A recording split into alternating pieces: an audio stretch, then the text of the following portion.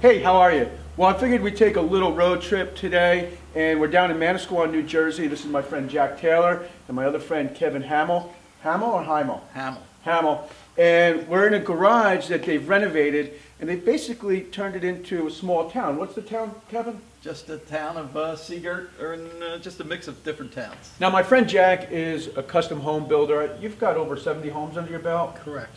And I met him about 25 years ago. That's another story, and I'll tell you one of these days. But beautiful homes. And Kevin, I would say that you're basically an all-around craftsman. Yeah, I guess, yeah, something like that. Now, how did this whole project come about? Well, John wanted the building, Shivels, who owns the building, wanted the building to put his cars in close to his home. He lives here in Seagirt. So 5 minutes away, he found this building for sale, and this is what it is now. We started gutting it and built it what it is. Do you know a lot about the cars? Whatever you want to know about them, I can tell you. Well, let's take a look at one. Okay. I just asked Kevin if there's a favorite car that he has here, and he pointed out this one. So tell me a little bit about it. This is a 1929 Duesenberg Murphy body, J Series. It just went through a 2-year restoration from Steve Babinski in Clinton, New Jersey. It went to Pebble Beach Concourse this August, won Best in Duesenbergs. From there, it went to Auburn, Indiana, won Best Duesenberg there. And now it's home here in the garage for a while, and it's getting ready to go to Amelia Island in Florida. Let's take a closer look at the engine. Okay. We're looking at the engine now. I love the color green. It's John Deere green. Is it really? Yep. Now, it's an 8-cylinder. Was that Yes. the original color of the Yep. engine? Yep, this is all original, back to normal. Everything's polished aluminum, firewall, everything, all the heads, everything here. A few chrome pieces like the steering column. A lot of things were missing. They had to make a new radiator. That came from England. The guy in England had to make that. One of the guys at the shop had made a new air cleaner, air breather. All redone, everything. All the chrome, every square inch of this car was apart, 40,000 pieces, and then put back together. So now we'll just real quickly go down the line and take a quick look at each car, and Kevin will tell us something about it. This car here is a 1929 Cabriolet Cadillac. It was bought in New Jersey in 1929 and has never left New Jersey. It belonged to an old lady in New Brunswick. And we call her, I don't know what we call her, I forget. This is a Desoto Fraschini built in Milan, Italy. And the body was built in Rosemont, PA by Floyd Durham Company in 1928. And it was the queen of the New York car salon in 1929. This here is a 1935 Auburn, built in Auburn, Indiana. Very classy car, supercharged. First cars to ever go 100 miles an hour.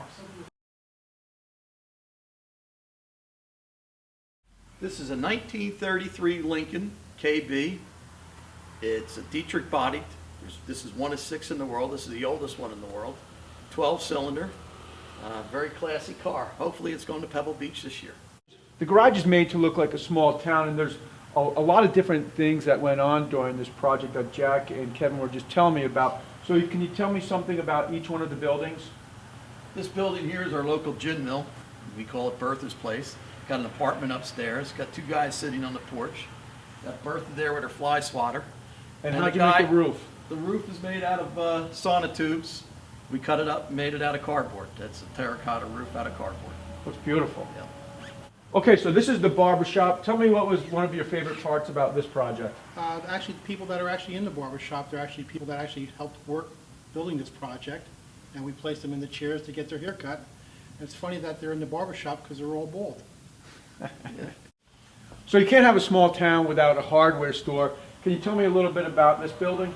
This is our hardware store by the name of Bernie and Arthur's. It was Bernie and Arthur who started Home Depot. And John, the owner here, did a lot of business with the Home Depot, so that's why we made it that hardware. But we have 2 1/4-inch clapboard, which you don't see too often. And up top we have a standing seam copper roof, which is made out of 1/4-inch plywood, painted with a special copper paint and an acid put on it. That looks really cool. You would swear that that's actual copper. Yes, you would.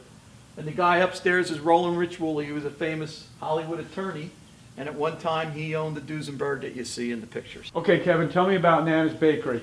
Well, John's mother-in-law always was old school Italian from New Brunswick, and she always liked the Italian breads and stuff, so we put them in the picture, and we named it Nana Bakery after her. And they needed a fat little baker, so they made me pose with a broom and put me in the picture. And up top of the thing, of the store there, is a fortune teller. Back in the 30s, fortune tellers were very, very big. So she's up there. Now we're looking at the grocery store. Tell me something about it, Kevin. Well, it's made up after a store that was in Seagirt here by the name of Junko's Market. It was around town here forever. Just your basic grocery store. It had fruits and vegetables. A barrel of monkeys they sold down there, back there. Apartment upstairs, McGillicuddy family. A couple of pigeons. Again, we have the copper roof, which is made out of plywood. And here we took our panel box and turned it into the fire alarm. Is that a functioning panel box? Yes, it is. It runs our lights into place. Now we're looking at the ice cream parlor. Tell me a little bit about it. Well, this is a local old soda fountain. We have a couple of kids sitting there. My daughter actually painted this one. Your daughter painted that? Yes. Well, she did a great job. Yes, she did. And we did try to make it look as more authentic as we could. And we bent plywood to give it a fake awning look. Then built up molding so it give it that flat roof look from the 30s and 20s. What'd you use, 1/4-inch plywood? 1/4-inch plywood to bend this, and then painted the red and white stripes. And basically it on this one. It was pretty simple, except for bending that plywood. It looks great. Yeah. And of course we have to have a movie theater in a small town. Tell me a little bit about this building.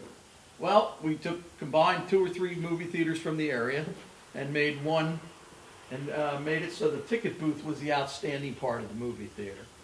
We put the lights on her with our ticket taker. You know, everybody had a fancy little ticket taker in there. So she's there.